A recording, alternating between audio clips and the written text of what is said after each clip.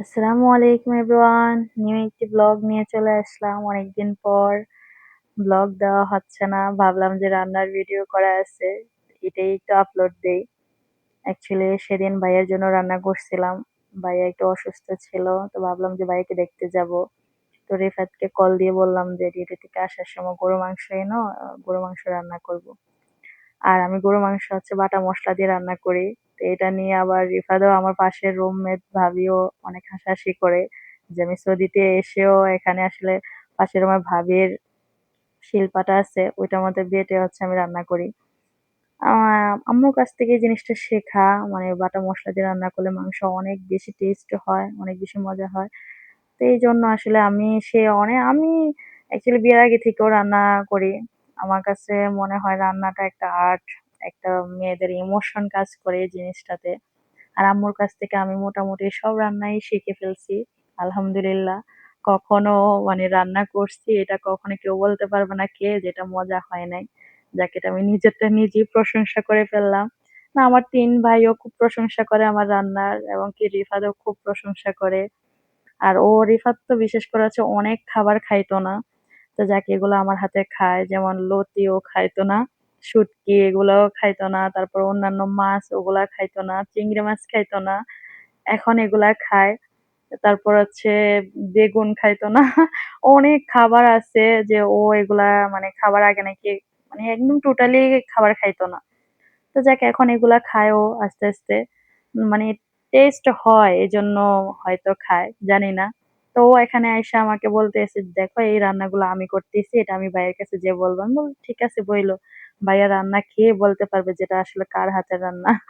তো এগুলো নিয়ে অনেক মজা করতেছিলাম। অ্যাকচুয়ালি ও আসছিল হচ্ছে কষানো মাংসটা খাওয়ার জন্য, ও এটা খুব পছন্দ করে।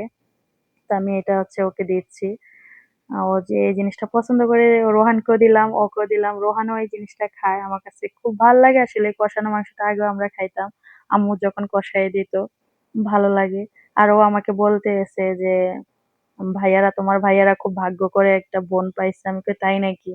হ্যাঁ আসলে এরকম বোন হয় নাকি, যে আমি মানে ভাইয়ের সাথে দেখা করে আসছি, এর পরের দিনে হচ্ছে ভাইয়া একটু অসুস্থ হয়ে গেছে। তো তখন আমি হচ্ছে রিফাত একটু ব্যস্ত ছিল, যাইতে পারি নাই। এজন্য ২ দিন ৩ দিন পর হচ্ছে গেলাম ভাইয়ের কাছে। তো একটু হালিমও রান্না করে নিচ্ছি, যেহেতু আমরা যাচ্ছি বাইরে খাওয়া দাওয়া করবো। এজন্য হচ্ছে হালিমটাও রান্না করে নিলাম, যে একসাথে বসে খাবো। আর রিফাত আমাকে বলতেই ছিল যে সৌদিতে আসছি আজকে ৫-৬ মাস হয়ে গেছে, এখনো পর্যন্ত ওকে হালিম রান্না করে খাওয়াই নাই। আসলে এই জিনিসটা একা কেন জানি খাইতে আমার কাছে মজা লাগে না। মানুষ যদি বেশি না হয় এই জিনিসটা কেমন জানি লাগে, একটু ইনকমপ্লিট লাগে। আচ্ছা যাক, পাশের আমার ভাবি বলতেছে এই দেশের হালিম নাকি মজা লাগবে না। কিন্তু পরে অনেক আমি দিছি ২ ভাবিকে, বলতেছে না অনেক মজা হয়েছে।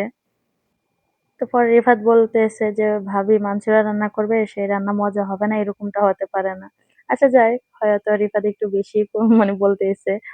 পরে রিফাত এগুলা বলতেছে যে মানসুরা, তোমাদের মতো ভাই বোন যদি সবার হতো তাহলে পৃথিবীটা অনেক সুন্দর হতো। ভাই বোনের সম্পর্কগুলো একদম মিষ্টি সুন্দর, অনেক মধুর একটা সম্পর্ক, কিন্তু এটা সবাই বজায় রাখতে পারে না। তো অ্যাকচুয়ালি হয়তো ও একটু মনে কষ্ট থেকে বলছে যে ওদের ওদের ফ্যামিলিটা নিয়ে। আচ্ছা যাই হোক, ওগুলো আমি বলতে চাই না।